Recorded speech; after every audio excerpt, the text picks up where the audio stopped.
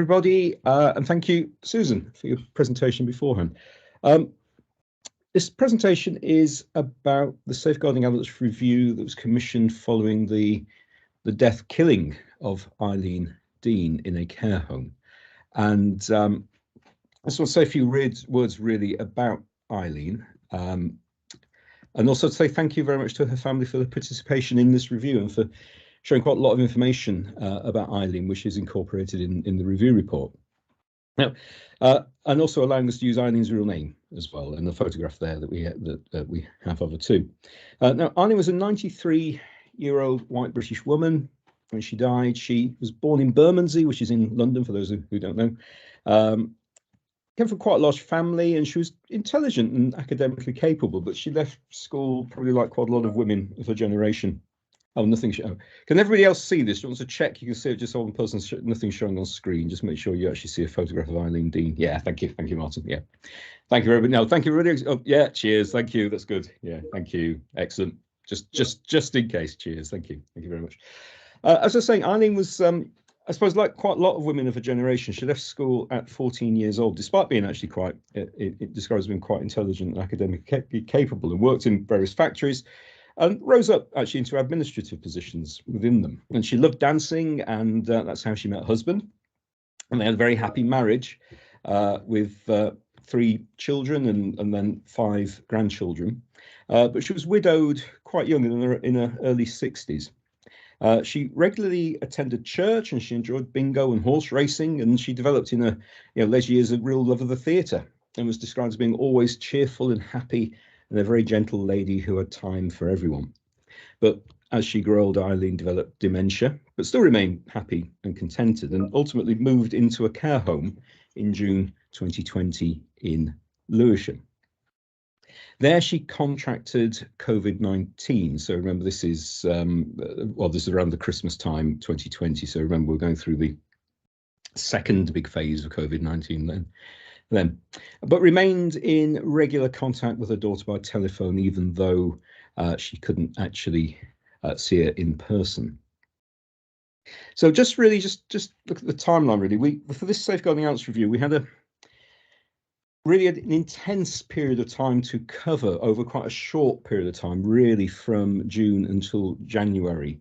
June 2020 till January 2021, but we also encompass some of the background for Eileen, and someone who we call the adult, who I will also talk about. One of the I suppose things that marks the Safeguarding Adults review out as being quite different from some others is that the focus really of this one is upon the circumstances by which the adult came to be living in the same care home as Eileen Dean and other people who were of similar age to Eileen Dean. I'll explain the significance of that very shortly.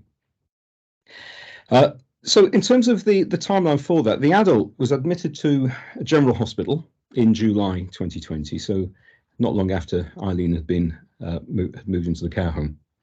And he went there following alcohol withdrawal seizures, and was suspected of and then confirmed to have a form of Wernicke-Korsakoff Syndrome, more of which I will explain as we go.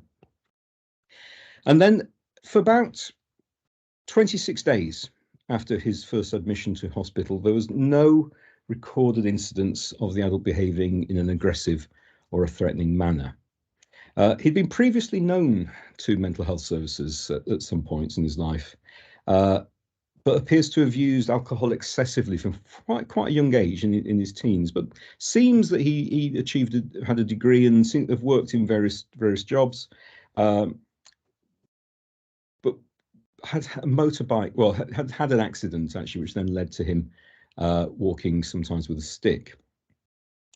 But as I say, for 26 days, no recorded incidents of any aggressive or threatening behaviour. However, between August and September, things changed dramatically, and there were 34 incidents of violence or threats to patients or staff on the general ward that he was on. Some of these involved the use of weapons, which included bread or butter knives or scissors or dinner trays. As a result of this, a registered mental nurse was placed with him around the clock, essentially, to help to manage these behaviours and de-escalate them. He expressed some beliefs, at one point believing this RMN was going to kill him, and at another point threatened to kill the RMN. And there's at least one incident when he grabbed the RMN, who had to use breakaway techniques to get away from him. Numerous incidents of the adult throwing objects such as jugs of water or cups at patients or staff, smashing equipment, the crash trolley, all sorts of equipment, the bedside telephone, television by him, for example, was something he broke. He was very agitated, angry, abusive and aggressive towards patients and staff. And he was increasingly given increased doses of medication, which hopefully tried to manage some of this behaviour. Ultimately, he was sectioned and then moved to a mental health ward in the same hospital.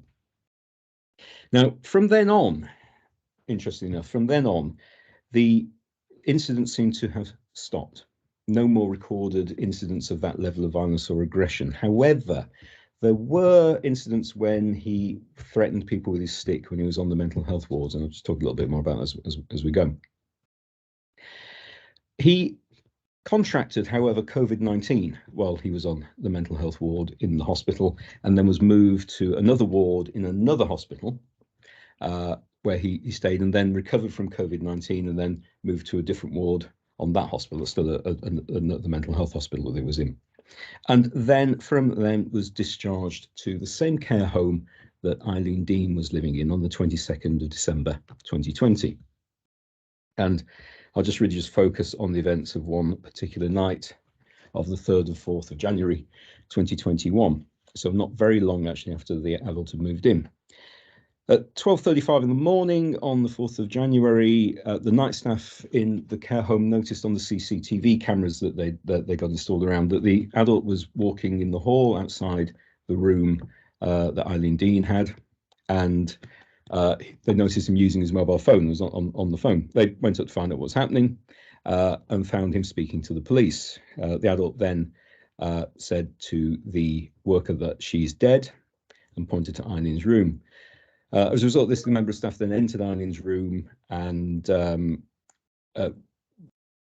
the phone off the adult and notified them to come quickly because Eileen was severely injured in her bedroom.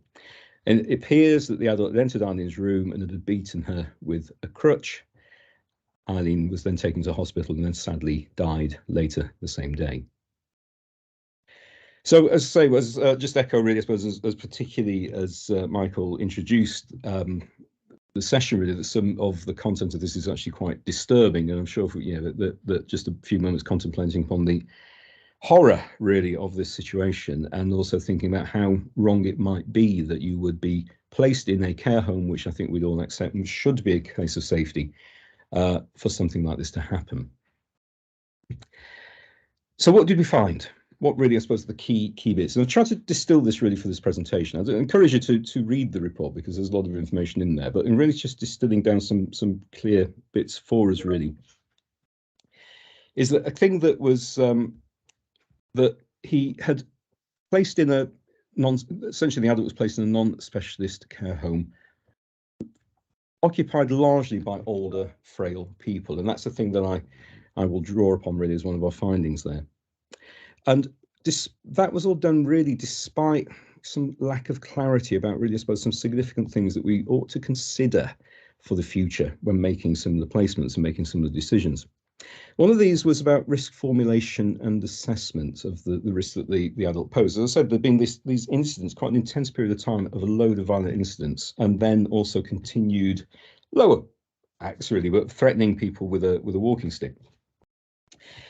And there are multiple explanations put across for the reasons why the adult had behaved in this way. They're ascribed at various times to his use of alcohol, to his response to not using alcohol, to being detoxified. They were put about being in the environment he was in that was disturbing for him. That they might be caused by the effect of a urinary tract infection. We're probably familiar with the impact that can have on people, or delirium. And there appears to have actually been a multiple number of explanations and suggested causes for this, but no real exploration exactly of which were the causes, what really caused this, no proper analysis of that. and no consideration of whether or not the adult had actually some form of underlying mental health problem or mental health condition, which should also have been considered as part of the risk factors. So I think, as Michael said there about curiosity, I think there is an issue for us actually when we're working with people like this. That even when we're getting a series of behaviours that it's difficult to keep track of, difficult to work out, but actually that need to be always curious about thinking, well, why? What is causing this? And trying actually to do an analysis of this properly to work out which factors are relevant. What do we need to do? Also, there was an issue really about understanding. Now, the adult himself at times had explained, he'd said things like, I'm in a warlike game, and I might need to kill someone to defend myself. This wasn't really explored any further. He explained once that he forces loneliness on himself as part of the self-harm that he deserves actually for all the bad things he's done. Again, this wasn't really further explored. So again, there's that thing about that curiosity, trying to understand why is someone behaving like this? What can they tell us about it? He'd also made, for example, grandiose threats to have the army blow up the hospital. There were clearly some problems there, but they weren't necessarily explored with him in detail. Similarly, history for the adult was gathered largely after he killed Eileen Dean, and what was gathered was that she described quite a traumatic background he'd had. But uncertainty really about the degree to which the adult was actually filling in gaps in his memory. One of the characteristics of Wernicke-Korsakoff Syndrome is that people do identify that they can't remember certain things and then fill them in with sometimes very grandiose ideas about things they've done.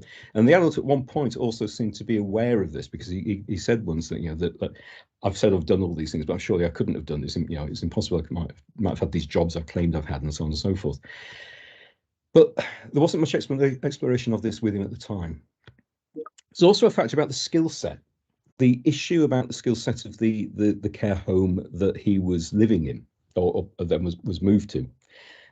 It had taken people with mental health needs in the past, but had no real special skills or experience in working with people with acquired conditions like Wernicke-Korsakoff Syndrome. So that's another thing for us to be thinking about when we're making placements in future. And then compatibility with the other people living there. The adult was 62 years old, and he was living with a group of people who were, despite the fact that he walked with a walking stick, he was more active, more mobile, stronger, more superficially cognitively able than the majority of the people he were living with.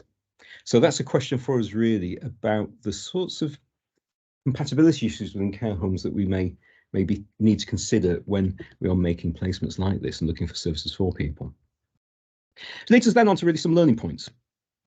And I've tried to just distill some. There are many more in the report, but these are the ones I think that really, just for the time we've got, are relevant for us, really. Wernicke-Korsakoff Syndrome, the report goes into some of the research in the area, but it's often described as a dementia, but it's actually quite different from dementia. As Wernicke-Korsakoff Syndrome is often the result of long-term high levels of alcohol use. It's characterized by memory problems, and sometimes that's why we call it dementia, but other times actually some people call it a psychosis. It's got a very different cause, it's got very different progress, very different outcomes, and very different interventions from dementia. And so any references to Korsakoff Syndrome's dementia is strictly almost like just as a descriptive label. It doesn't imply any causality or any treatment or prognosis. I say other times people call it a psychosis. So if you're coming across someone with a diagnosis of Wernicke-Korsakoff Syndrome, don't fall into the trap of thinking this is a dementia like you might be familiar with other people. There's also a link between Korsakoff Syndrome and aggression and threatening behaviour. So that's another thing for us to be conscious of. And fundamentally also, don't rely on, and this is a theme from many other safeguarding adults reviews, don't rely on anything to do with someone's alcohol use as the explanation for all the problems the person might be presenting to us. Often there are other things underneath it. There may be traumatized responses to certain life experiences. There may be underlying mental health needs. So always dig. The Wernicke-Korsakoff Syndrome that was caused by alcohol consumption may have been actually caused by something else, and that something else may be what matters. On a risk assessment formulation basis, it's one thing, of course, just to list all the possible causes of something, but another to actually really get down and identify, well, which ones actually are relevant. Look at analyze the multiple reasons and explore and assess what evidence there is for them, and what evidence there is about what approaches might work. As I say, for the adult, there have been loads of explanations, loads of possible causes given, but nobody really sat down to try and analyse which ones are actually were related to it, and therefore what might we do about it. As a result of that, also the information incidents weren't recorded as clear as they could have been. They were nested in something like 1,700 pages of clinical notes, which I had to go through.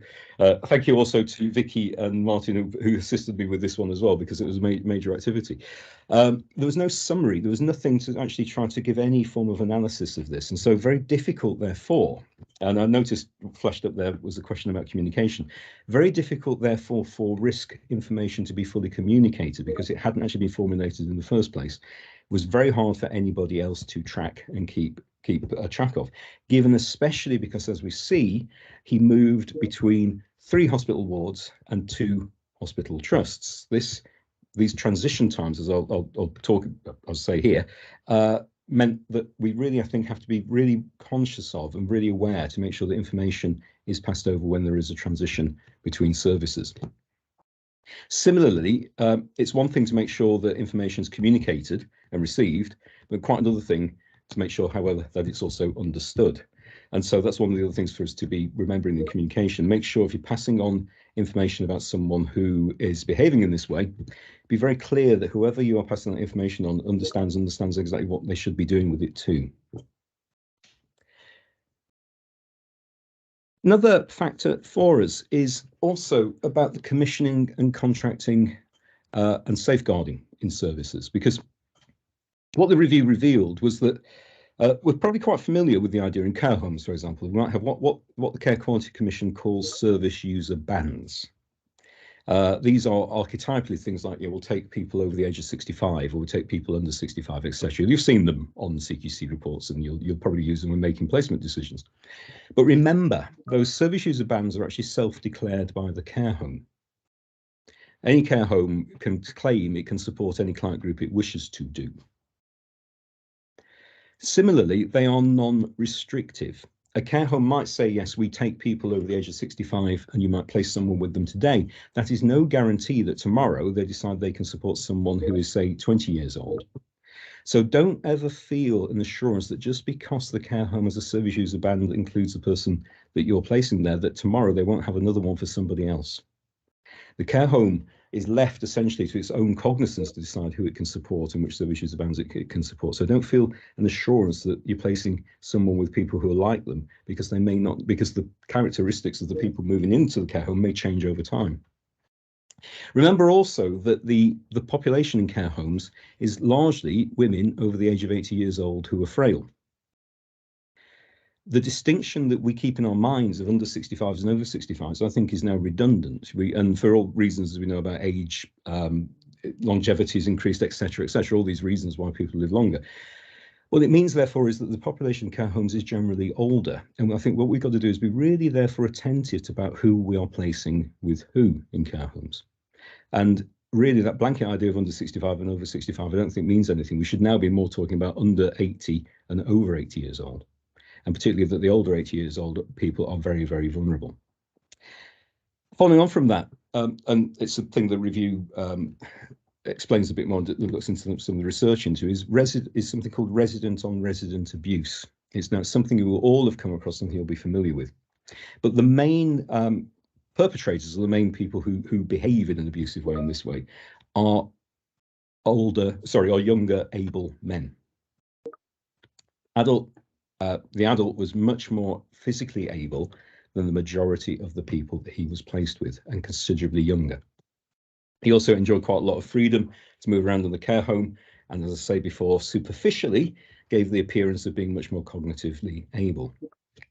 So he fitted the risk profile for someone who will perpetrate resident-on-resident abuse. And remember also that placements are influenced by availability. He was placed in an annex room next to, or very close to, Eileen Dean's room, and the room of another woman. The decision to place him there was taken around Christmas time. Now, I checked in the review and was assured by everybody that there wasn't a pressure to have moved him out of hospital at that time, though we know, don't we, that often that is. But in this case, people were fairly confident that that wasn't the case. However, where he went to was the only place that was available. The room he went to was the only room they had. So really, just the nature that this is what's available determined, therefore, what service he got, rather than the other way around. So we should be more thinking about what's the right service for this person and trying to find it, rather than thinking, this service is available, that will be okay. So finally, what I've tried to do, and the bit I'll end on really, is some questions for you, actually. In terms of the recommendations for this review, what I've tried to do is to restructure the recommendations from that are in the review, which offer the specific organisations involved generally, but really to form them into a set of questions for you to consider. So one of these is about Wernicke-Korsakoff Syndrome, as I've explained there. It is a factor in this review. So questions to think of and take home, really. Do you have a clear clinical pathway for supporting people with Wernicke-Korsakoff Syndrome or other forms of young onset and acquired dementia, or whatever you may call them? And does it include, any expertise in assessing, treating, and intervening with people? And do you agree a protocol for which teams or services might manage someone with acquired brain injuries or dementia or Korsakoff syndrome? One thing that came across in this review was that the community mental health team would not take the adult because he had a form of dementia. The dementia team wouldn't take him because he had Wernicke-Korsakoff syndrome, which wasn't a form of dementia. So is that a question mark in the way that your services operate, or are you clear about who would take responsibility for someone who would be the lead there? Do you know how many people are treated, supported, and commissioned in services for that you've commissioned, essentially, or you're involved in, who have Wernicke-Korsakoff syndrome or acquired brain injuries and dementia? How is it working? Should you actually have specialist services? As an aside, the adult is now in a specialist service. If services exist, how effective are they? If they don't, should there be something you might want to commission? In terms of risk assessments, do you include trauma and attachment-informed analysis in an individual in risk assessments? Is that part of what you're considering? Are you also looking at the person's background and situations that might influence how they're behaving now? Do you risk assess incidents and threats of aggression on hospital premises where it involves weapons? Is there a systematic way of doing that? Is there a skill in doing that? Are sufficiently serious concerns reported to the police? That was something that didn't happen in this case. And do your risk assessments actually go into the detail that's necessary to look at history, analysis of antecedents, just simple things like antecedents, behaviours and consequences?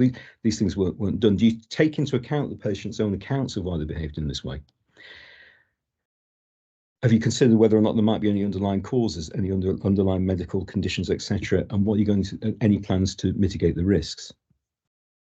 Just a few more minutes. How effective also are you as a multi-agency way of responding to risks and sharing information?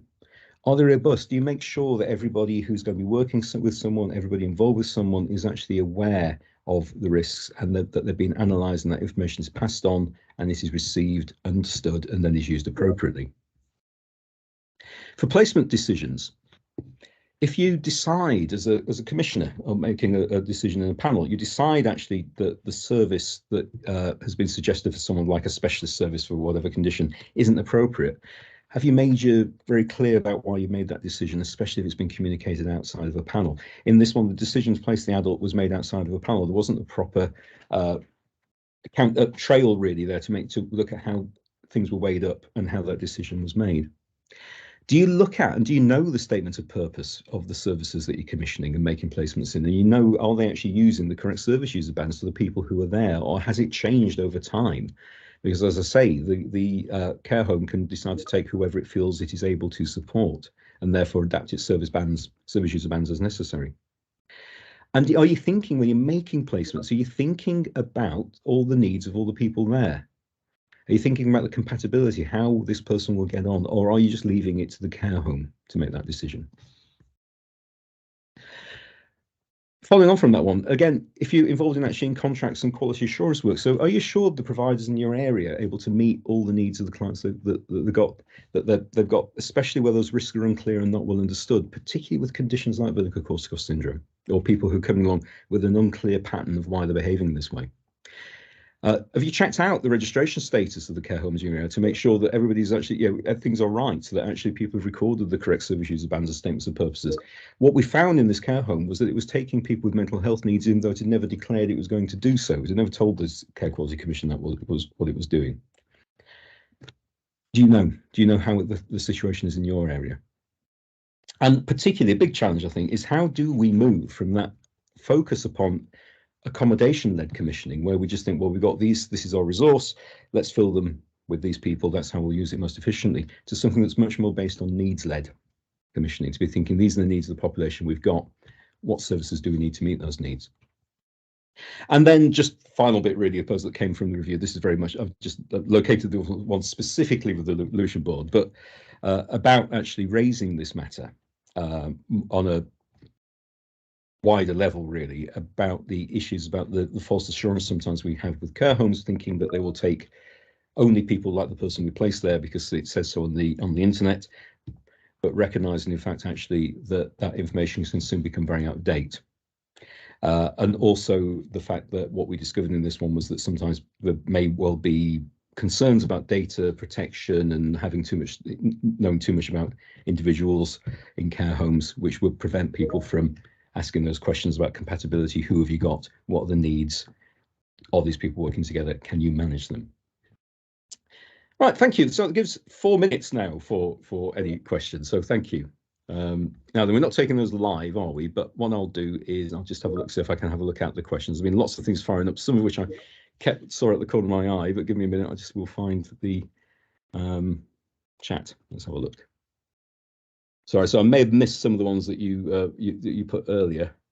I'll just notice also, didn't the home do an assessment and look at background information and proper risk assessment for admission? Yes, they did. The care home did. The care home was assured that that actually all of the adult A's behaviours had been associated really with his admission to hospital in the first place, and there hadn't been any incidents since.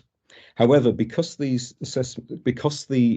number of incidents was obscured by the fact it was just recorded in daily case notes, I don't believe the people who made those statements actually really had understood the level of aggression, the level of problems that adult A had presented. So the people did do, but because the information wasn't there in a way that they could have used, they weren't aware of the risks that he presented.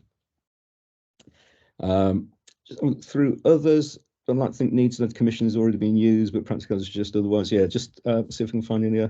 Is Wernicke-Korsakoff syndrome often linked to significant violence? The